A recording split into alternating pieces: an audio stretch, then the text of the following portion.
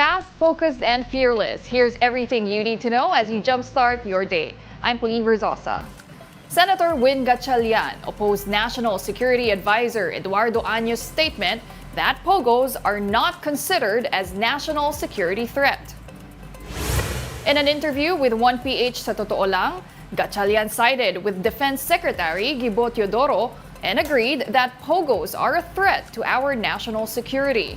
Gatchalian said the issue on POGOs has a link to other China-related concerns in the country. Ibanggarin natin to sa overall na nangyayari sa ating bansa.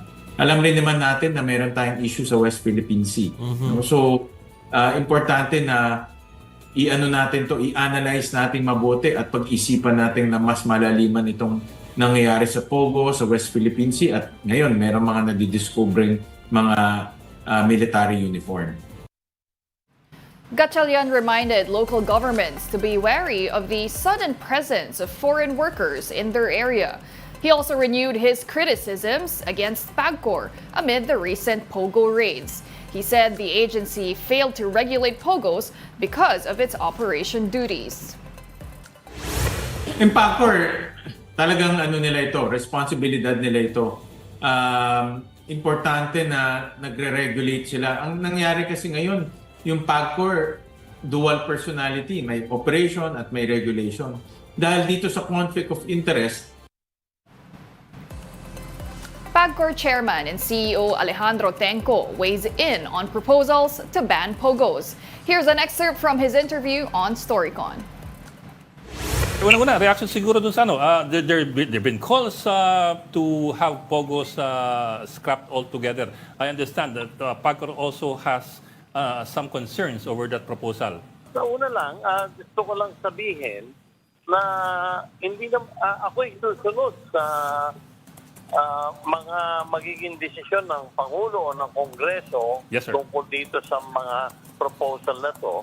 Pero ang gusto ko lang liwanagin na itong mga nahuhuli lately na mga overseas gaming operators ay hindi mga lisensyado ng PAGCOR ito, sila ay mga walang lisensya na nag-ooperate ng illegal. Kaya sila hinuhuli ay they are not involved in any gaming activity. Kung hindi sila they are basically criminal syndicate na involved sa mga criminal activities tulad ng mga scamming operations. Kung hindi siya mababan, what can you do to overcome all these negative reactions to POGOs? Ano kaya ang pwedeng gawin para mabawasan sa itong mga ganitong klaseng problema? Do you have any proposals? Ma'am, ang akin talaga if you regulate them properly and they are monitored and they comply, I don't see any problem. Ma'am, alam niyo, ang magiging problema nito, it is one thing that I want to ask even the forum. Ma'am, pagka in-outlaw natin lahat yan, tuloy din ang illegal operations. Hindi din po tayo makakakolekta kahit piso. Sayang din po yun. Pero kung they are properly monitored and regulated, meron pong kami regular visitations, halos po 3-4 times a week na random. Palagay ko po, tinupo yung industry na yan. Nakita na po namin dito sa 46. We'll be back with more stories after the break. Keep it here on One News.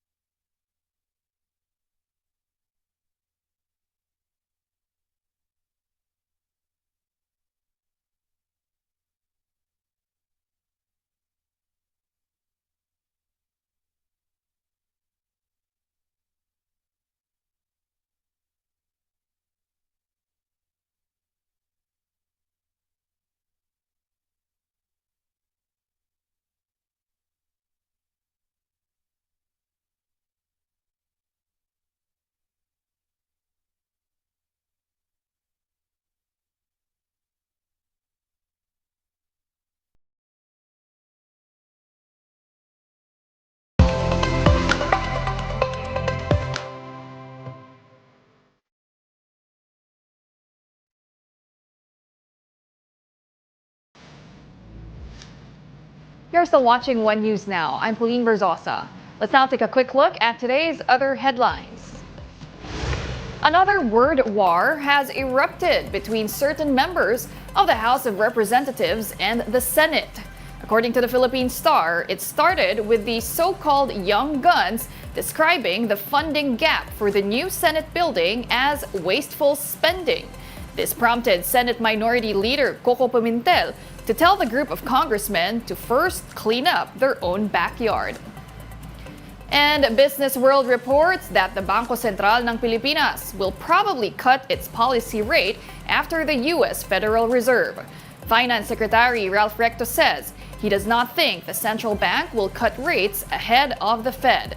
The Federal Reserve held interest rates steady on Wednesday and pushed out the start of rate cuts to perhaps as late as December. The Department of Social Welfare and Development, or DSWD, clarified the recent expansion of the Pantawid Pamilyang Pilipino program, or 4Ps, to pregnant and lactating mothers. In an interview with 1PH sa Totoo Lang, DSWD spokesperson Irene Dumlao said, only pregnant and lactating mothers who are already members of the 4Ps program can avail the additional cash aid. She announced this after some pregnant women tried to enlist to avail the expanded cash grant. Dumlao added that social workers are also trying to assist pregnant women who cannot comply with their qualifications. Pinupuntahan po muna natin ng ating mga social workers, ng ating mga municipal or city links o yung ating mga case managers. The reason why we do this is because we wanted to know ano ba yung mga reasons bakit hindi sila nakakapag-comply? Ano ba yung mga concerns na pinakaharap nila? A Filipina scientist in Sweden has gone viral for her groundbreaking discovery. Her research focuses on how to convert the air we exhale into electricity. Mobile Journal Denise Valdez Sancho has the story.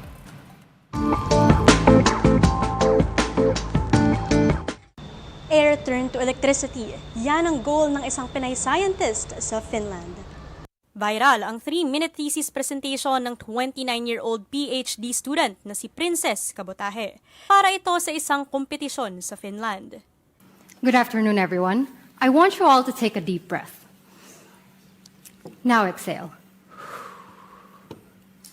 What if the air you just breathe in can charge your phone or power your car? With the climate crisis, this isn't just a dream. It's a necessity. 4 na taon na siyang nag-aaral sa Uppsala University sa Sweden at hindi niya akalain na magkakaroon siya ng ganitong discovery. Here we are now. I'm focusing on hydrogenases, they are called, and they are hydrogen-converting enzymes. Mga researchers doon, they extracted HAP from a bacteria. And yung bacteria, tinatawag namin siyang Mycobacterium, which is a relative of a bacteria na nag-cause ng tuberculosis, actually. Sa presentation ni Princess, hinighlight niya ang gamit ng enzymes, mga protina na nagpapabilis ng chemical reactions. Halimbawa na nga nito ang HOC mula sa bacteria na mahalaga sa pagbuo ng electricity mula sa hangin na binubuga ng katawan natin. And my guide is nature, particularly its own tiny machines called enzymes. Nature has created enzymes to turn hydrogen in the air into food or energy for bacteria. Sa ngayon, simula pa lang itong pag-aaral ng grupo nila Princess sa Sweden at maging siya aminado na it will take years to see actual results. So now we are in the very early research stage. We are more into the fundamental knowledge of everything. If we have more grants, we have more researchers and scientists who are very interested in joining us in this field, then that would accelerate the progress of this field. Turning complex concepts to simpler stories has always been a thing for Princess. Kaya ang kanilang thesis umabot pa sa top 3 finalists ng contest. Kasabay nito, 2 things keep Princess Number 1 motivated. is my passion for this topic, and then number 2 is what could be my contributions to make the world a better place. Ang mensahe niya para sa aspiring scientists, I hope that I would serve as an inspiration for students out there, and then they would see a Filipina or a Filipino being on a global or international stage and achieving things like this, and it's possible. Patunay nga si Princess that everything is possible with an open and curious mind. Mobile Journal Denise Valdesancho po, hatid ang mukha ng balita. And those are the top stories of the hour. Join us later at 9 a.m. as we continue to monitor the day's biggest stories. I'm Pauline Verzosa. We are One News.